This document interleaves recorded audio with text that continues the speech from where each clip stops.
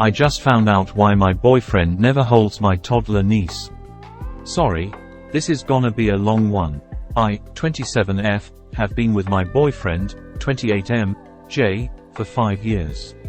We've both been very close with each other's families, and we've even talked about marriage. However, one touchy subject is children. Whenever we discuss it, he gets kinda standoffish. He doesn't really dismiss the idea though, it's just that he doesn't seem invested. I've always wanted kids, and he just always says he's fine with whatever makes me happy. Ever since, I've been content with this situation. However, things escalated during this holiday season. Our setup has always been that Jay spends Christmas Eve and dinner with my family, then I spend Christmas Day with his family. This was the first Christmas I'll spend with my first and only niece, 2F, Anna. She spent her first Christmas in the hospital due to her health condition, but she's okay now, so I made sure to spend a lot of time with her.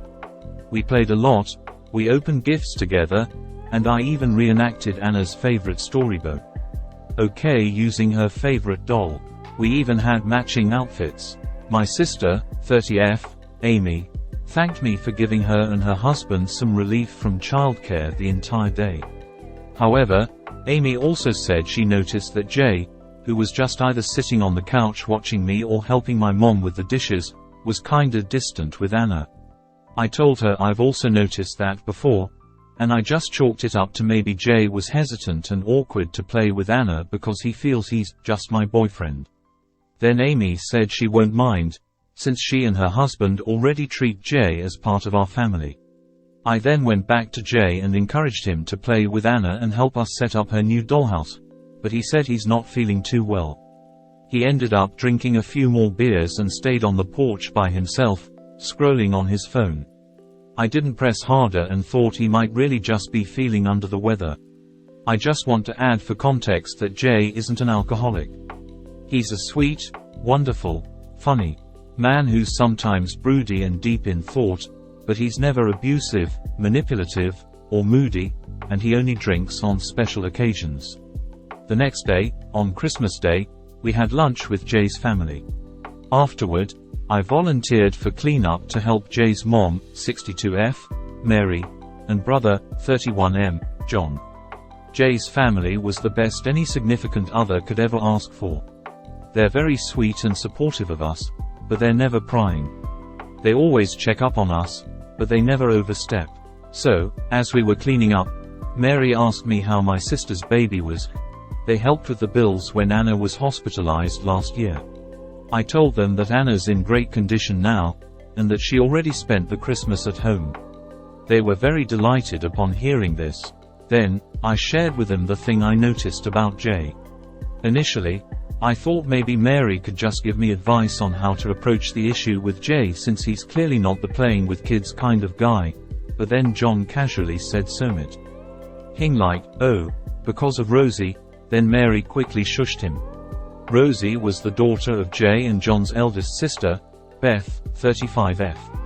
I never knew the actual details because everyone was very secretive about it, but all I knew was that Rosie passed away when she was just 3 years old and Beth and her husband moved away afterward. I never met them in person.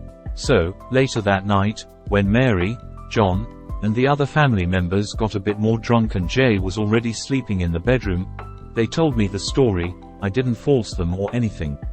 Apparently, Jay, being the youngest of the siblings, was really close with Rosie back then.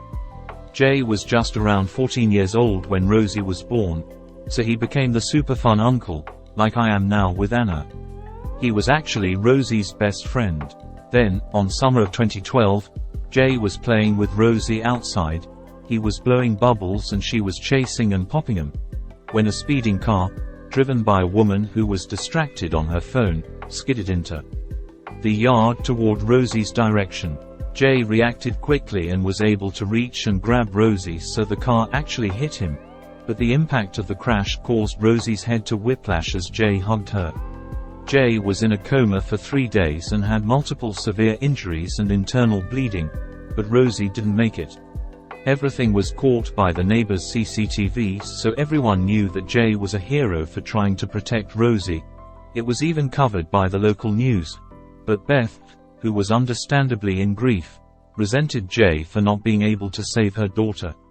Beth and her husband then decided to move to another country to cope with their grief and start a new life, and they've had minimal contact with the family ever since. Jay, meanwhile, took the loss really hard.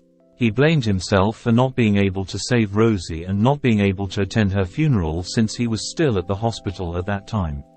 Mary said that Jay was never the same after that. He never went near kids, and he became a lot colder, quieter, more reserved, and antisocial. He also had anger issues, but it thankfully went away. I haven't had any issues with this. We also live in an area where people don't believe in therapy, so Jay never received professional help. After learning all of this, I bawled my eyes out because I never knew Jay was carrying such a heavy burden. The whole incident became a taboo family secret that no one mentions in fear of Jay breaking down or doing something he might regret, although to be fair, he's never had violent or self-harm tendencies ever since, so this was just a precaution. They also never told me before because they assumed Jay would be the one to tell me, but I told them that he never did, and that I never really asked him. I then thanked everyone for letting me in on this, and I told them that I'd talk to Jay about it when the time is right. They understood, and they said I could just ring him up if I need help or support in any way.